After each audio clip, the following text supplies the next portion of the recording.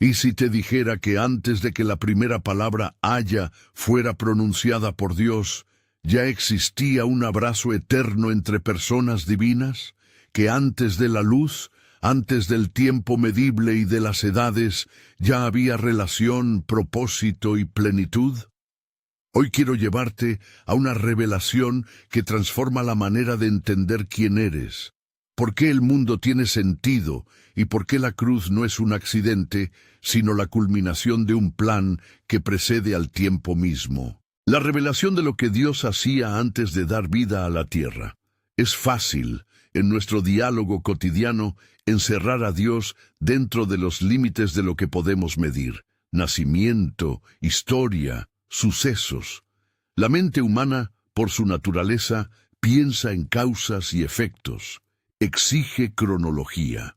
Pero la Escritura nos obliga a dar un paso atrás y a mirar más lejos, no para escapar de la realidad, sino para arraigar nuestra esperanza en lo que sostiene la realidad. ¿Qué nos revela la palabra sobre ese antes que parece tan inaccesible? Imagina por un momento la escena de Moisés en la zarza ardiente.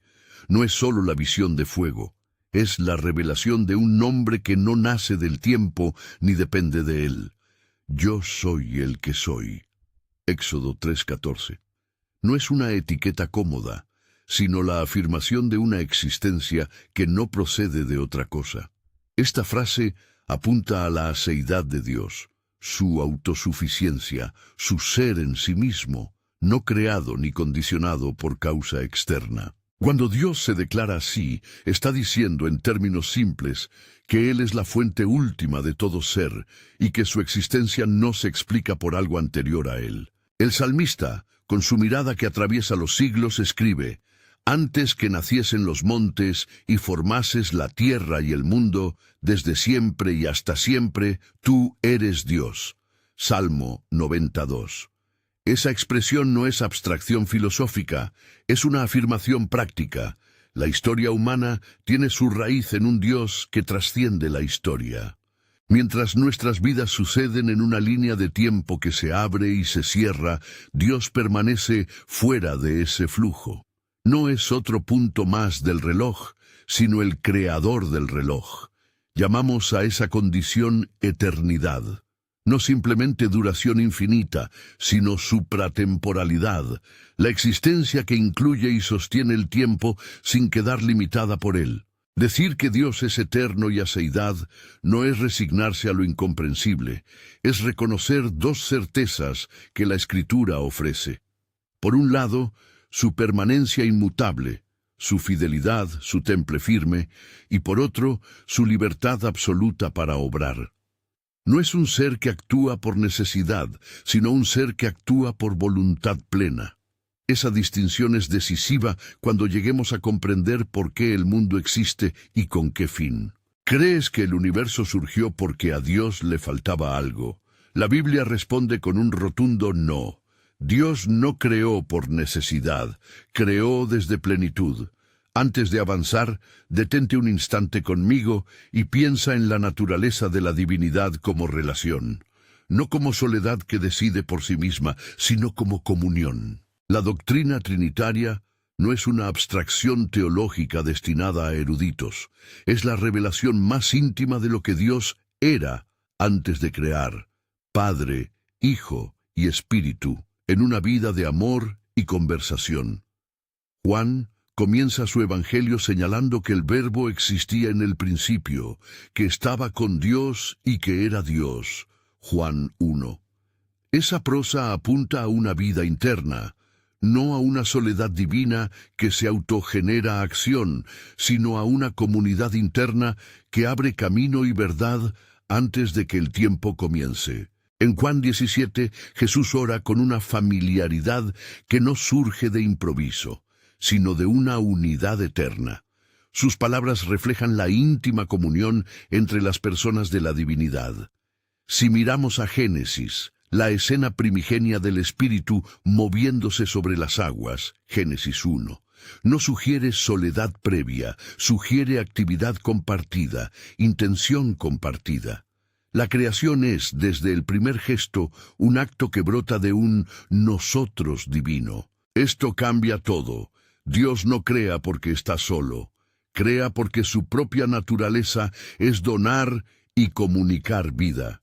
Cuando consideramos la creación como expresión, debemos entender la motivación. Colosenses declara que todas las cosas fueron hechas por medio de Cristo y para Cristo. Colosenses 1, 16, 17. No se trata de provecho egoísta, se trata de finalidad. La creación tiene dirección hacia la manifestación de la gloria divina. En otras palabras, el mundo existe para que la gloria de Dios sea mostrada, para que la riqueza de su carácter, belleza, verdad, justicia, misericordia, sea revelada a seres capaces de responder. Y ese acto de crear desde suficiencia implica que la realidad no es un parche para una falta divina, sino la expresión de un corazón que se deleita en comunicar su plenitud. Es aquí donde la tensión entre misterio y certeza se vuelve pastoralmente importante.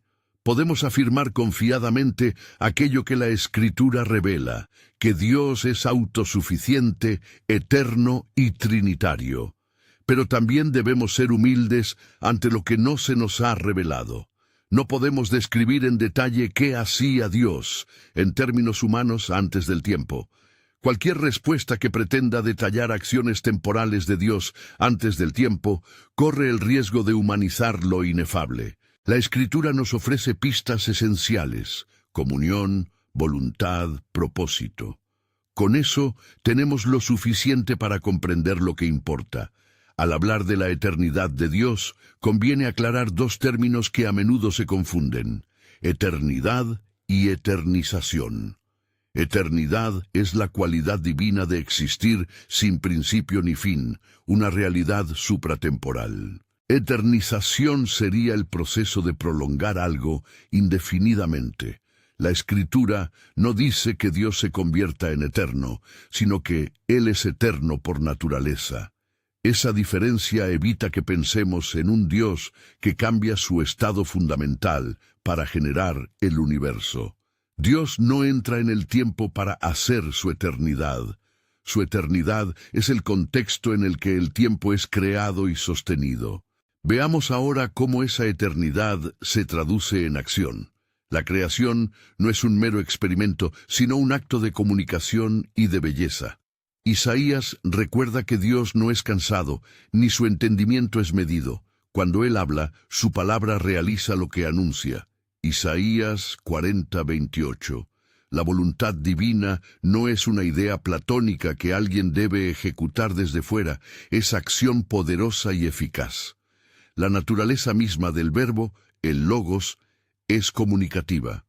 Lo que Dios piensa se hace realidad. Por eso, el relato de la creación empieza con palabras sobre caos. Esa palabra no brota de un vacío de relación, sino de una relación que siempre existió. Y aún más, la creación, desde el principio, está impregnada de intención redentora. Aunque todavía no hemos desplegado este argumento totalmente, la Escritura nos brinda indicios claros de que el plan para reconciliar lo que cayó se gestó antes de que el tiempo mediara.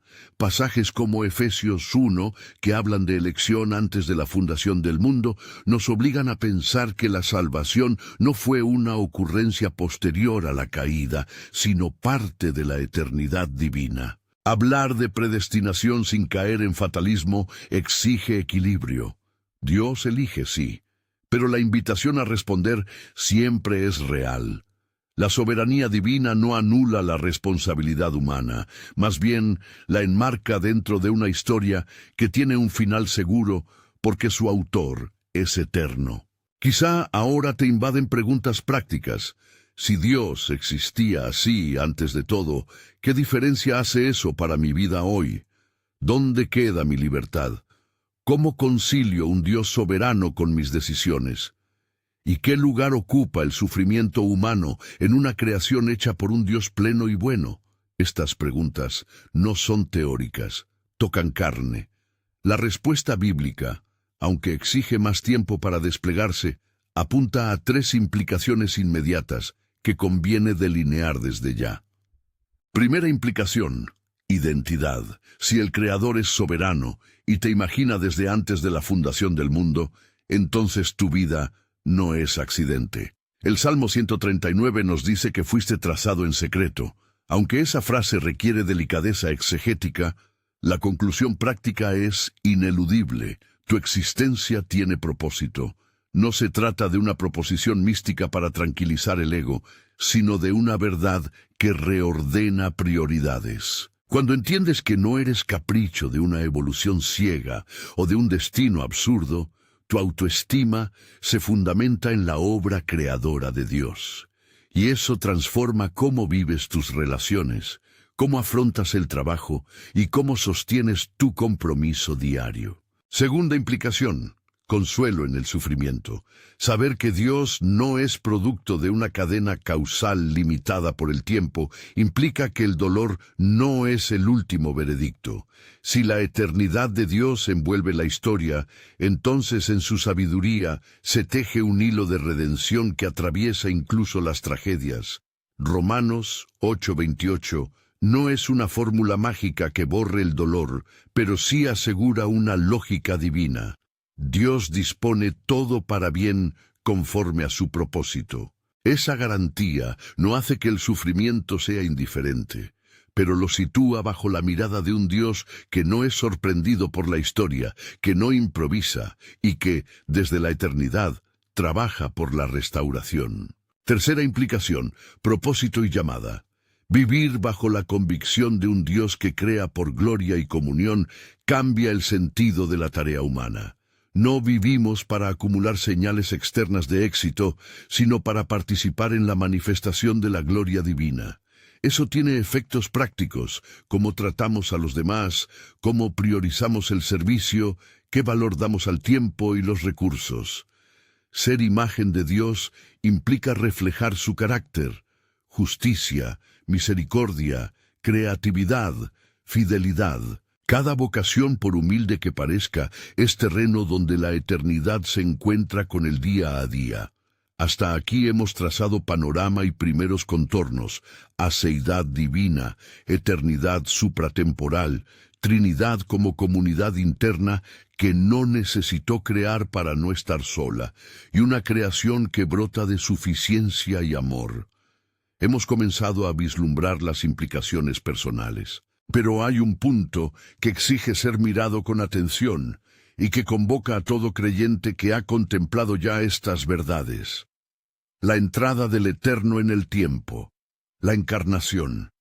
¿Qué significa que aquel que es Yo Soy decidiera asumir carne y habitar entre nosotros? ¿Cómo se armoniza la trascendencia de Dios con la humildad de Jesús? Antes de responder plenamente, pongamos una imagen que nos ayude a sostener el misterio sin forzarlo. Piensa en una sinfonía eterna. En ella, cada nota y cada diálogo forman una armonía perfecta que no necesita del público para ser completa. Sin embargo, el compositor, por su generosidad, quiere que otros participen de esa belleza. No porque la sinfonía carezca de plenitud, sino porque la belleza se enriquece al ser compartida. Aplicado a la teología, esto no anula la aceidad divina, la confirma.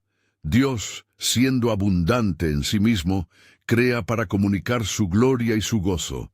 Y desde esa perspectiva, la encarnación no es un acto de carencia, sino de amor que se manifiesta en la historia. Al pensar la encarnación como el Eterno entrando en el tiempo, percibimos también una de las mayores paradojas de la fe cristiana: que la suma de la grandeza divina se condensa en la obediencia humilde de la cruz.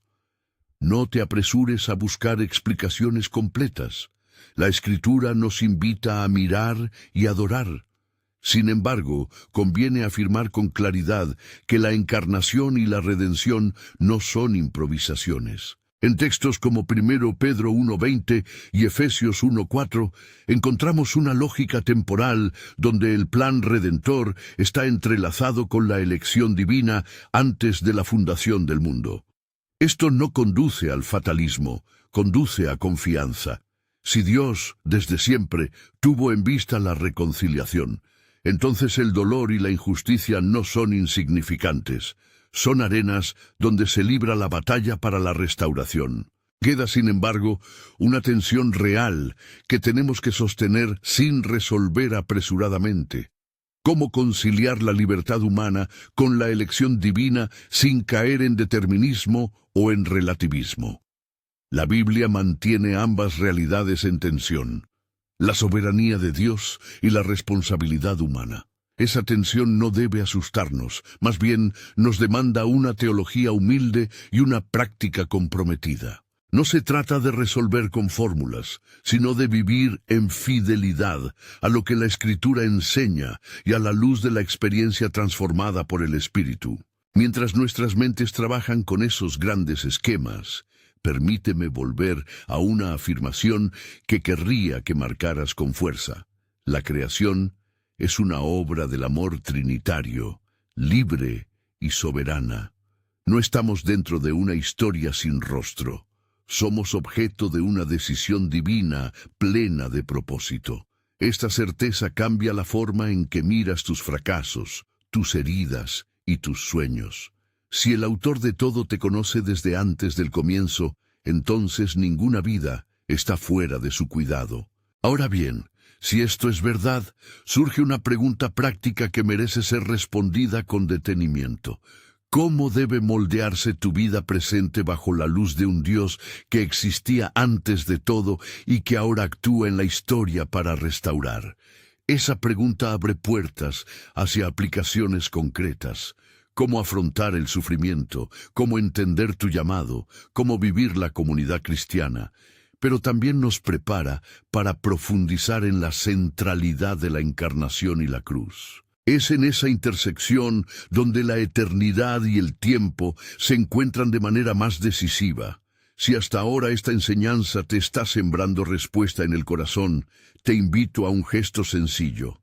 Si valoras este tipo de enseñanzas bíblicas que van al corazón de la fe, suscríbete y dale like para que podamos seguir profundizando juntos.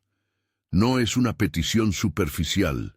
Es un llamado a formar comunidad alrededor de la palabra, a no caminar solo en preguntas tan grandes. Habiendo hecho esa pausa práctica, volvamos a mirar con más detalle lo que la Escritura nos muestra sobre el carácter de esta comunión divina antes de la creación. Cuando los textos hablan de sabiduría y de consejo eterno, no se refieren a meras estrategias, sino a la deliberación gozosa entre las personas de la Trinidad. Proverbios y Salmos personifican la sabiduría.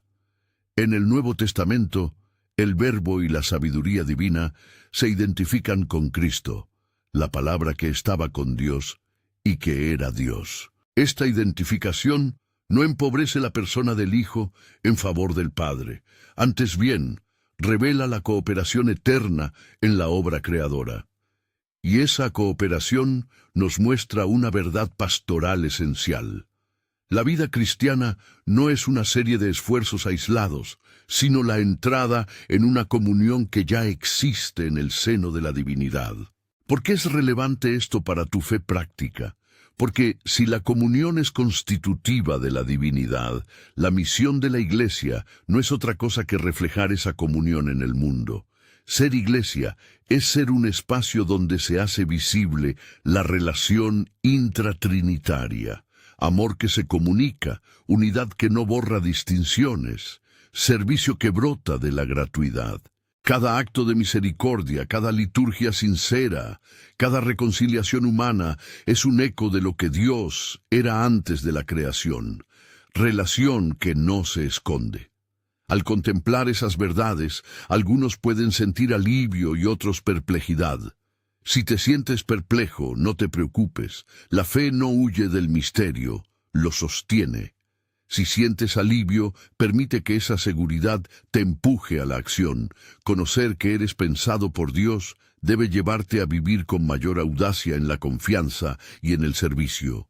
En la siguiente fase de nuestra reflexión, abordaremos con más claridad cómo la eternidad divina se encarna en la historia y cómo la cruz es la manifestación suprema de que el amor eterno decidió entrar en el tiempo para rescatarlo.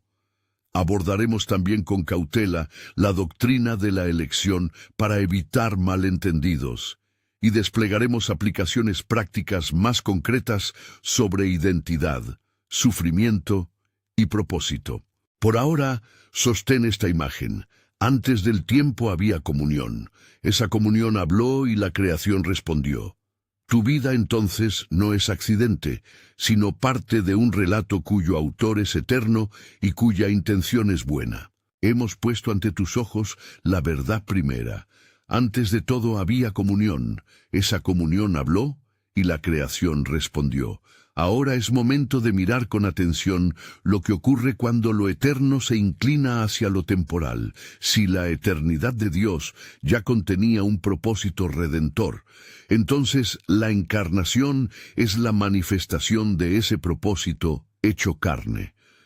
Necesitamos entender qué significa esto para la historia y sobre todo para tu historia. Cuando la Escritura proclama que el Verbo se hizo carne y habitó entre nosotros, Juan 1:14, no está describiendo un recurso improvisado de último minuto. Está anunciando el cumplimiento de un designio que brota de la misma naturaleza divina. El amor que se da, que sale de sí para comunicarse. El Hijo, que coexiste eternamente con el Padre y el Espíritu, asume la condición humana sin dejar de ser lo que es. Esa paradoja, la plenitud divina y la humildad humana unidas en una sola persona, es el centro del drama redentor. Jesús no entra en la historia porque a Dios le faltara poder o compañía. Entra porque la comunión divina quiere invitar a seres creados a compartir de su vida. Esto nos lleva a una primera conclusión crucial. La encarnación valida la dignidad humana. Si el Eterno se hace uno de nosotros, la carne humana no es desechable ni accidental. La cruz habla con toda claridad. Dios se toma en serio la condición humana hasta sus bordes más dolorosos. Por eso el sufrimiento no queda fuera de la preocupación divina. Cristo lo asumió, lo redimió y lo transformó en vía hacia la resurrección. No se trata de minimizar el dolor, sino de afirmar que hay sentido y un camino de restauración, porque aquel que es anterior al tiempo decidió identificarse con nuestra fragilidad. Veamos ahora la doctrina de la elección y la predestinación con ternura pastoral. Efesios 1 dice que Dios nos eligió en Cristo antes de la fundación del mundo. Esa afirmación no pretende anular tu libertad ni convertirte en un peón sin voz. Más bien, describe la profundidad del amor divino. Antes de que nada fuera visible, Dios ya había trazado un camino de reconciliación a través del Hijo. Piensa en la elección como un acto de cariño previo que no sustituye la llamada real que llega a tu vida hoy. Dios no fuerza la respuesta, ofrece un lugar en su plan eterno. Esa oferta exige una respuesta humana responsable. Arrepentimiento, fe, obediencia. La tensión entre la soberanía divina y la responsabilidad humana no es una contradicción fallida, sino una verdad que la Escritura sostiene y que nuestra fe debe aprender a llevar con humildad. No olvides que la predestinación sirve para consolar, no para paralizar. Si antes de todo hubo una intención redentora, entonces incluso tus errores y quebrantos están bajo la mirada de un Dios que dispone las cosas con sabiduría para un fin bueno. Pero esa disposición no borra la ética de la llamada. Vivir como discípulos implica asumir consecuencias, elegir amar, practicar la humildad y buscar la justicia. La elección divina garantiza el marco. Tu respuesta humana llena de sentido ese marco. Regresemos por un momento a la cruz como punto donde eternidad y tiempo se entrelazan de forma decisiva. La cruz es el lugar donde el amor eterno descarga su justicia y su misericordia. No se trata de una solución fría a un problema teórico, sino de la restauración real de vidas heridas. La resurrección declara que la muerte no tiene la última palabra. La eternidad ha invadido el tiempo con un poder que transforma. Cuando miras la tumba vacía, estás viendo la ratificación de que el plan de Dios no quedó en palabra. Se cumplió. Esa afirmación debe ser el eje de tu esperanza. ¿Qué implicaciones prácticas brotan de todo esto? Ya hemos bosquejado 3 grandes líneas: identidad, consuelo y propósito. Ahora vamos a desarrollarlas y a aterrizar cómo se traducen en decisiones concretas para tu día a día. Identidad. Vivir sabiendo que no eres accidente. Si Dios te conoció desde antes de la formación del mundo, entonces tu identidad no depende de logros, de la aprobación pública, ni de las narrativas cambiantes de la cultura. Esto tiene efectos directos en tu vida. Cuando te miras al espejo, no buscas validez en pantallas o aplausos, buscas tu reflejo en la obra creadora de Dios. Practica 3 hábitos que confirman esta verdad. Redefine tus prioridades. Ante la elección entre impresionar y servir, elige servir. La valoración divina no se mide en likes, sino en fidelidad y amor práctico. Reza para que tus ocupaciones reciban la orden de la eternidad.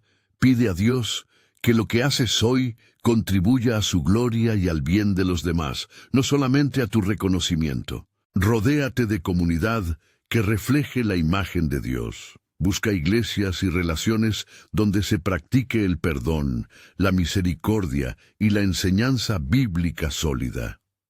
Consolación en el sufrimiento. Sostenerse en la verdad de que nada es azaroso. El conocimiento de un Dios que no es sorprendido por la historia debe ser consuelo en los días oscuros. Pero consuelo no es una palabra hueca, es una práctica que exige presencia, memoria de la palabra y comunidad. Algunas maneras concretas de vivir este consuelo son: lamenta con honestidad. La Escritura nos da salmos de lamento. Expresar el dolor delante de Dios es parte del vindicar la verdad. No reprimas lo que duele, tráelo a la comunión trinitaria. Busca la acción misericordiosa. En el dolor, frecuentemente Dios te llama a servir a otros heridos. La compasión activa sana en doble dirección. Ayuda al otro y te ubica en la trama redentora. Atesora la promesa. Recuerda que Romanos 8:28 habla de la economía divina del bien. Esto no hace que el sufrimiento sea placentero, pero te garantiza que hay un propósito superior, tejido incluso en lo que parece sin sentido. Propósito y llamado. Vivir orientado hacia la eternidad hoy. Si la creación existe para manifestar la gloria divina, cada vocación humana tiene peso eterno. Esto transforma cómo valoras el tiempo, el oficio y las relaciones. 3 aplicaciones prácticas. Ve a tu trabajo como ministerio, confeccionar informes, sostener una familia, educar a niños o curar enfermos, son espacios donde la gloria de Dios se revela. Esa mirada brinda dignidad y resistencia en labores rutinarias. Prioriza la formación espiritual. Invierte tiempo en oración, lectura bíblica y discipulado. Vivir a la altura del propósito exige moldeamiento interior. Comprométete con la justicia. Si Dios se deleita en la manifestación de su carácter, actuar con justicia y misericordia en tu comunidad es coherencia práctica con la creación como acto de gloria. Más allá de estas 3 líneas, hay preguntas que constantemente surgen y que merecen respuestas claras y pastorales. ¿Qué significa la soberanía de Dios para tus decisiones cotidianas? La soberanía no anula la responsabilidad, la enmarca. Tú debes tomar decisiones informadas por la palabra, la oración y la comunidad. No te evadas detrás de una supuesta predestinación para justificar la inacción o la pasividad moral. Ser consciente de la soberanía divina te llama a confiar en la provisión y a actuar con valentía, sabiendo que tus esfuerzos están insertos en una historia mayor. ¿Cómo debe afectar esto a nuestra práctica de la oración? Saber que Dios existe fuera del tiempo no vuelve la oración una mera formalidad, la hace más profunda. Orar es participar en la relación que siempre ha existido en el seno de la Trinidad. Algunos principios prácticos para una vida de oración coherente con esta doctrina. Ora con expectación. La eternidad no es indiferente a tus súplicas. Tienes acceso a la escucha del Creador. Mantén la humildad. La oración no manipula a Dios. Es diálogo con aquel que en libertad elige interactuar con su creación. Ora por sincronía con su voluntad. Pide, como Jesús enseñó, que la voluntad de Dios prevalezca. Eso forma tu corazón para alinearse con el plan eterno. La comunidad como reflejo de la vida trinitaria. Hemos dicho ya que la Trinidad es comunión y que la Iglesia está llamada a reflejar esa comunión. En términos prácticos, esto significa que la vida cristiana no es individualista. Dos acciones concretas para que la comunidad sea testimonio de la comunión divina. Practica la reconciliación constante. No dejes que los conflictos se enquisten. Busca sanidad, perdón y restauración. Comparte recursos y dones. Una comunidad que reproduce la gratuidad divina distribuye lo que tiene para fortalecer al débil y al necesitado. La esperanza última, Apocalipsis y la consumación. No podemos cerrar esta reflexión sin dirigir la mirada hacia el final prometido. Apocalipsis nos ofrece una imagen esperanzadora. El dolor será enjugado. La morada de Dios estará con los hombres y la muerte será vencida. Esa visión no es escape sentimental, es la garantía de que la historia tiene desenlace. Vivir con esa expectativa cambia tus prioridades, te impulsa a invertir en lo que perdura, a amar con generosidad y a resistir el nihilismo del presente. Ahora bien, ¿cómo encajar todo esto en la práctica pastoral diaria? Propongo 3 disciplinas que te ayudarán a vivir la verdad de que Dios actuaba antes de la creación y sigue actuando hoy. 1. Memoria litúrgica. Reserva momentos regulares para recordar la historia de la redención. Leer el relato de la creación, la vida de Cristo y la obra del Espíritu te ancla en la narrativa divina. La memoria forma identidad y esperanza. 2. Vocación deliberada. Revisa tu rutina y pregúntate si tus decisiones cotidianas responden a la llamada a manifestar la gloria de Dios. Ajusta prioridades prácticas, tiempo en familia, servicio en la iglesia, equilibrio laboral. 3. Práctica sacrificial. Participa en obras de misericordia que requieran sacrificio. El dar y el servir son maneras concretas de reproducir la gratuidad divina en un mundo que confunde éxito con ventaja. Al concluir este tramo, deseo volver a la imagen potente que mencionamos, la sinfonía eterna que decide compartir su música. No eres un mero espectador de esa música, eres invitado a tocar un instrumento en ella. La invitación divina no te reduce a un papel pasivo, te convoca a corresponder con fidelidad. Quizá en este punto tu corazón se mueve por distintas razones. Alguno siente consuelo profundo, otro duda y quiere preguntas más concretas. Alguien se siente llamado a cambiar de rumbo. A ti que escuchas te diría, toma una decisión práctica ahora mismo. No hace falta un gran acto, basta un paso de fidelidad. Podría ser leer un pasaje bíblico peligroso para el ego, pedir perdón, buscar reconciliación o responder al llamado de servir. La fe no es solo asentimiento intelectual sobre lo que Dios era antes de la creación. Es responder a la iniciativa divina aquí y ahora. Antes de cerrar, quiero hacer 2 aclaraciones pastorales que son imprescindibles. Primera, reconocer el misterio no es evadir la responsabilidad. Aceptar que no comprendemos todo sobre el antes no da cabida a respuestas evasivas. La humildad intelectual y la obediencia práctica deben ir juntas. Mantén siempre la tensión saludable entre lo que afirmamos con certeza bíblica y lo que confesamos como misterio. Segunda, la doctrina de la elección no debe ser usada para despreciar la misión evangelizadora. Si Dios eligió, la elección se cumple en la proclamación del Evangelio y en la respuesta humana. Por eso la misión, la oración misionera y el testimonio personal siguen siendo apremiantes. Son los medios por los cuales muchas personas encuentran la vida en Cristo que fue pensada antes de la fundación del mundo. Llegamos al clímax de esta revelación. El Dios que existía antes de dar vida a la tierra no es remoto o indiferente. Es el mismo que te mira ahora con amor eterno, que entró en la historia para rescatarla y que te llama a participar en esa obra. Tu existencia no es accidente, tu sufrimiento no es el capítulo final, tu vocación tiene resonancia eterna. La cruz y la tumba vacía aseguran que el plan divino tiene poder para transformar la historia y cada historia individual. Entonces, ¿qué vas a hacer con esta revelación? Te propongo 3 pasos concretos para las próximas semanas.